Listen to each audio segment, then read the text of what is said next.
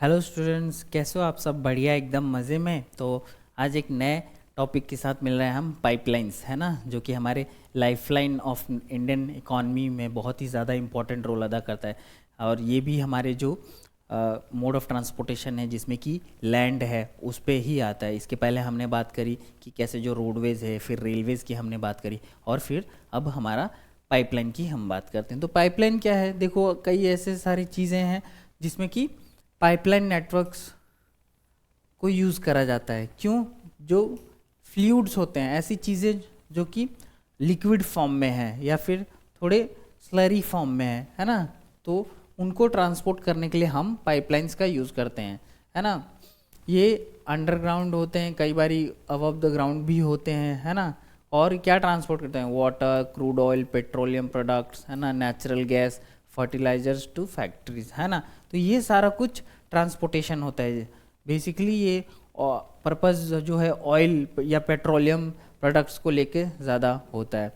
और भी बाकी सारी चीज़ें, जैसे वाटर का है, वाटर कहाँ यूज़ होगा? आपके फैक्ट्रीज वगैरह में यूज़ हो गया। फिर नेचुरल गैसेस हैं, फिर फर्टिलाइज़र फैक्ट्री या थर्मल पावर प्लांट जो है, इनमें बहुत ही ज़्यादा जो हमारे रॉ मटेरियल्स है या अदर जो लिक्विड मटेरियल्स हैं उनका यूज़ होता है, जो कि हम पाइपलाइंस के थ्रू ही क्या करते हैं, ट्रांसपोर्ट करते हैं। तो इसीलिए पाइपलाइंस जो है बहुत ही ज़्यादा इंपॉर्टेंट है। जैसे अब एग्जांपल में देख लो, from oil fields in upper Assam to Kanpur. अब देख लो, असम कहाँ है? नॉर्थ ईस्ट में, है ना। और आपके कानपुर जो है वो उत्तर प्रदेश में है, ठीक है। तो यहाँ से इतनी बड़ी पाइपलाइन है। कुछ ऐसा होता है, आप देख लो इमेज में, ऐसे पाइपलाइंस आपको देखने को मिल जाएंगे, बड़े बड़े हैवी ये होते हैं। इनके कई सारे मेजर सब स्टेशंस भी होते हैं, है ना। जगह जगह पे स्टेशंस बनाए होते हैं इनके मेंटेनेंस के लिए, देख रेख करने के लिए कि कहीं पे कहीं लीकेज नहीं है या फिर कहीं कोई इसको मतलब इसको डैमेज करने की कोशिश नहीं कर रहा है। तो इसे इसके मेंटेनेंस, इसके सेफगार्ड के लिए बहुत सारे स्टेशंस और लोग भी इसमें एम्प्लॉयड है, ठीक है, जो इसकी देख रेख करते हैं। फिर नेक्स्ट जो ये देख लो, from Salaya in Gujarat to Jalandhar in Punjab. देख लो कहाँ, वेस्ट से नॉर्थ में जा रहा है ना, गुजरात से आपके पंजाब तक जा रहा है। तो ये सारा इतना लंबा लंबा, इतना बहुत ही बड़े लेवल पे इससे बनाया गया है। From Hazira in Gujarat to Jagdishpur in Uttar Pradesh. देख लो, गुजरात से फिर उत्तर प्रदेश तक आ रहा है। तो ये कुछ हमारे इंपॉर्टेंट पाइपलाइंस है जो कि ऑपरेट करते हैं बहुत ही अच्छे एफिशिएंट वे में, और चीज़ें इससे पहुंचाई जाती है। तो पाइपलाइंस का रोल ये रहता है। अब आ जाओ वाटरवेज पे, है ना।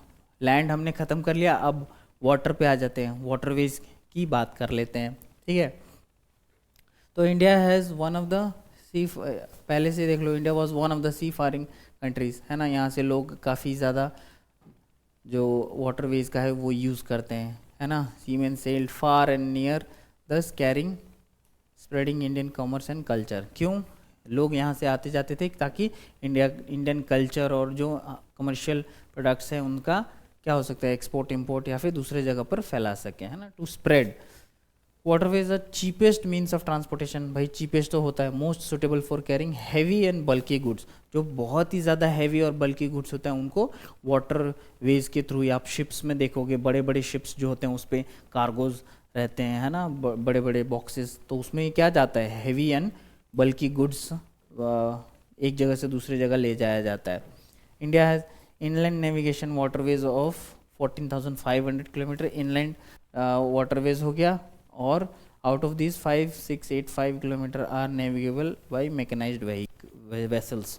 और जो मैकेनाइज्ड नाव हो गए, बोट्स हो गए, बड़े बड़े स्ट्रीमर्स हो गए, तो ये सारे कुछ क्या करते हैं, इनलैंड वाटरवेज जो हमारे रिवर्स होते हैं, रिवर में है ना।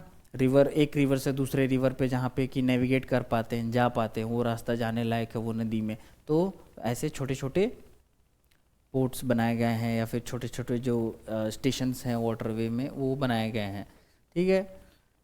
National waterways declared by government. ये देख लो कुछ नेशनल वाटरवेज हैं, जैसे हाईवेज होते हैं वैसे नेशनल वाटरवेज। नंबर 1 क्या है? Ganga river between Allahabad and Haldia, ठीक है, ये 1620 किलोमीटर लंबा है। फिर national waterway number 2 Brahmaputra river में है, between Sadia and Dhubri, 891 kilometre. फिर नेशनल वाटरवे नंबर 3 है वेस्ट कोस्ट कैनल, है ना, कहाँ से, केरला में कोट्टापुरम कोल्लम, फिर उद्योग मंडल एंड चंपाकरा कैनल 205 किलोमीटर हो गया। फिर आपका नेशनल वाटरवे नंबर 4 हो गया specified stretch of Godavari and Krishna, ठीक है, rivers along with Kakinada Puducherry stretch of canal 1078 kilometre. और हमारा जो लास्ट है वो national waterway number 5 specified stretch of river Brahmani along with Matai river delta channels of Mahanadi